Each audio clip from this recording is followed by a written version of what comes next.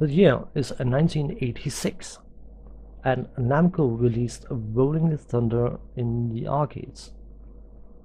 Rolling Thunder is an action platform game that received widespread acclaim for its quality. This is the home computer version, so.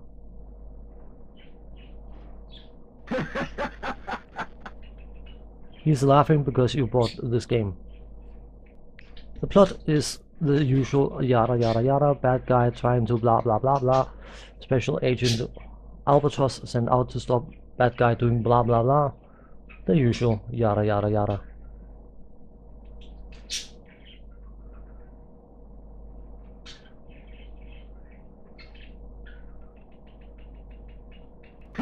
And now he's laughing because we are going to play this game. Hoo-ha. I can inform you, according to the manual, the title is inspired by the fact that when Special Agent Albatross strikes, he strikes like rolling thunder. There. In any case, the Amiga version on the bottom is the version that is closest graphically to the arcade version, and one or two sound assets. Well, actually quite similar to the arcade version. Beyond that, anything that even resembles any similarity goes out the window. If you are looking at the way the game is playing, I have not done anything to cripple this gameplay. I have not in any way, shape or form affected this game. It is unbelievably bad. I had many a discussion with my brother because he is a Commodore 64. I wouldn't say fanatic, but I would say enthusiast. It's a much better word. Same thing but different. And I was definitely on the Amiga side, and this was yet another game where I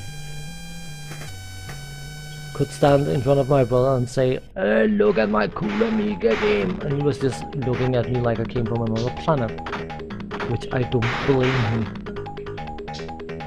The Commodore 64 version, not the top, while not the prettiest game ever made for the Commodore 64, it's actually quite playable. I have completed it several times and fully enjoyed doing so.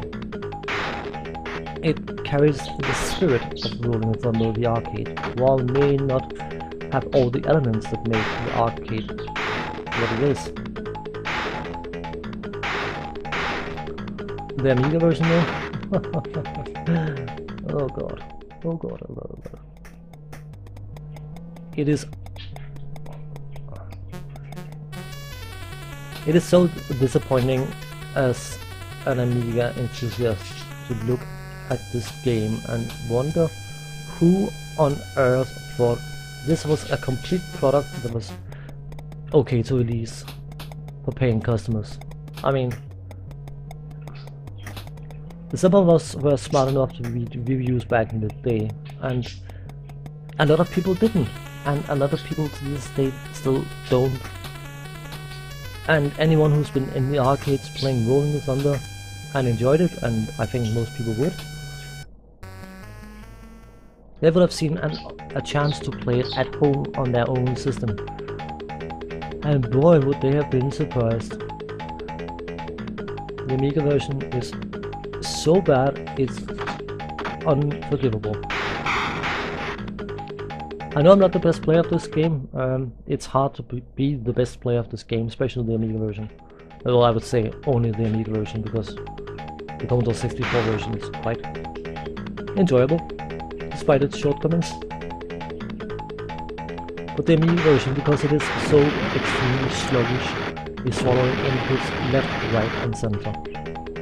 I do make mistakes, I will say, but half of my mistakes in this video are caused by inputs not being registered.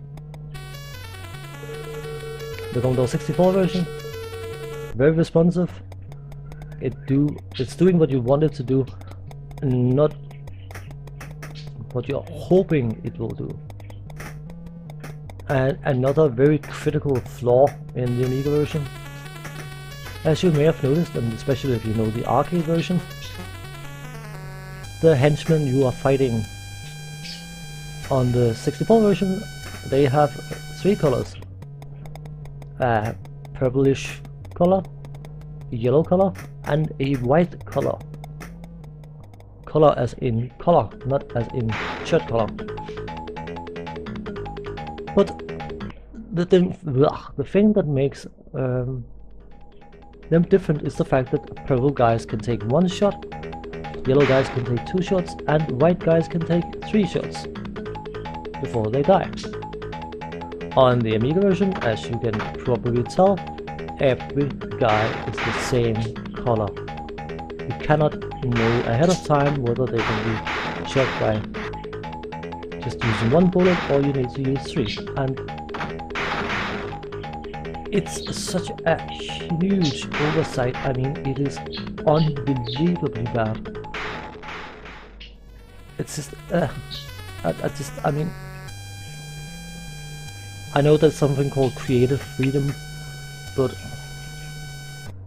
you are expecting people to pay money for something. You have to up your standards quite a bit in order to sell things like this, especially when it's a product that's already known by the gaming public.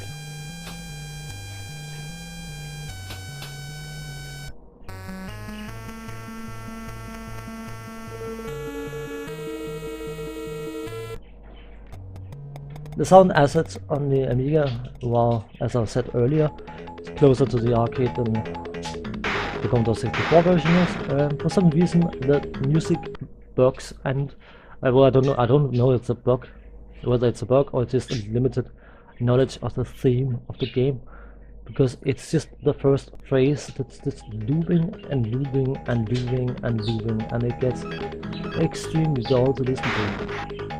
The Commodore 64 version is playing the theme properly.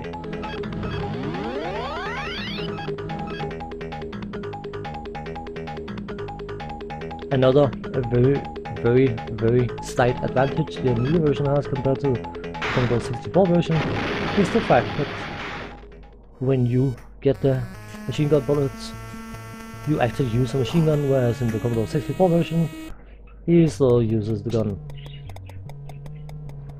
Big deal. Even if we ignore the fact that the arcade exists and is one of the, for the time, most appreciated arcade games,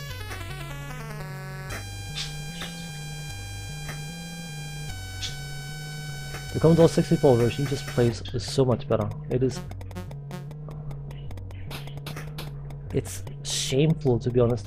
I mean, ugh. Look at the sluggishness of the Amiga version. It is so bad. I really want to say something nice about it, but it's just, you know, you're in for a bit of a treat when the best thing that happens to you is the game over screen. And unfortunately, that is what the Amiga version of Rolling Thunder qualifies for.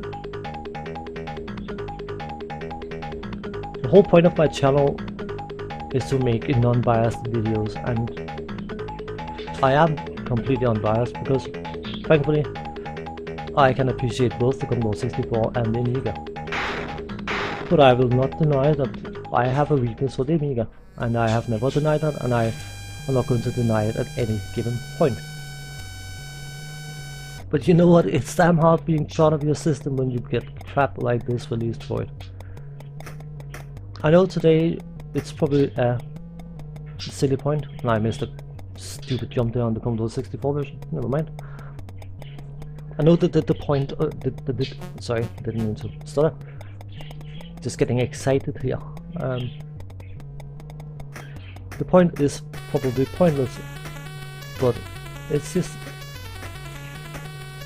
there's so many games on the Amiga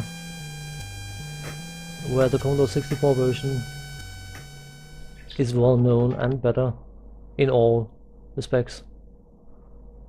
and you get the Amiga version because you think, well, I got, with all due respect for the Commodore 64, a superior system. It is technically a superior system. Just wish more programmers on the Amiga actually realized that. Because there is a lot of great Amiga games. Of course, when I'm running a series where I try to compare 64 versions side by side against, not against, but it's a comparison, it's not a contest.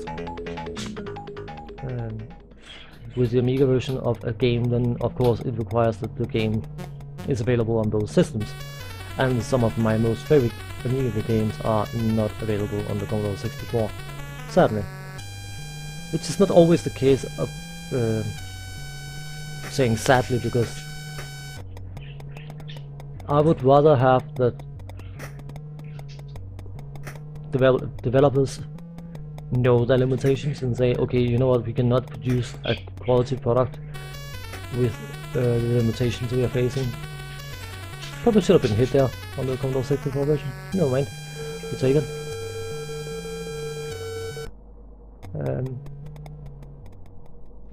Instead of just putting something together and say, ah well, we'll sell like the name itself.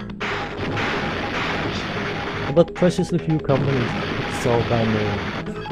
Preciously few developers sell by name. Big Mac Brothers and Amiga was definitely one of the contenders. Microprose if you were into simulation games. But the gaming public, you know, they did not forget easily. Ocean did not earn its reputation for no reason.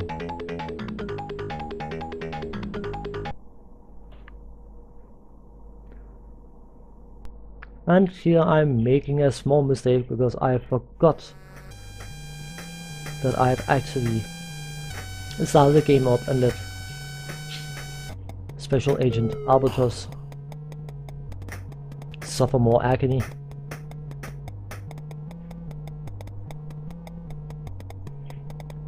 I decided to go and hide behind a door so he didn't have to show his poor face again. But as the labeling says, I was wondering what would happen, because the game is so sluggish on an Amiga 500. What would happen if you played it on an Motorola 68030 50 MHz system? And this is what happens.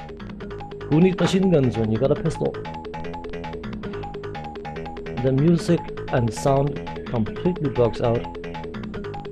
The timer is actually running much faster than you can realistically play the game, so I will reach the end of this level and I will run out of time. The worst part is actually the fact that the version is more playable under those circumstances, except for the fact that it makes it very, very hard to dodge shots by enemies.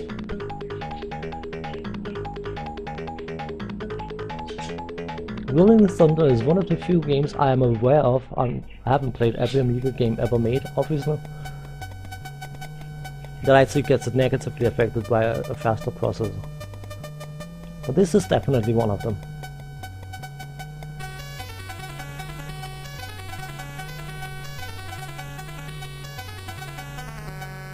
If it ran like that, maybe a touch slower, under normal circumstances, this game could actually have been playable.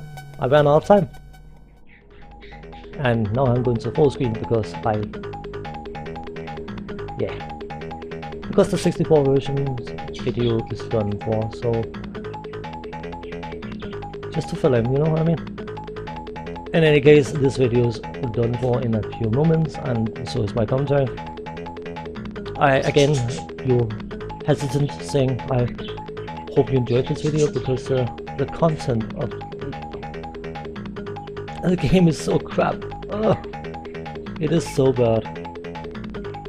TSX, you probably put an awful lot of effort into making this game, but please, whatever you do, I don't know what you did further on in your programming career, but I really hope it wasn't to touch an Amiga keyboard ever again. See you next time. Bye bye.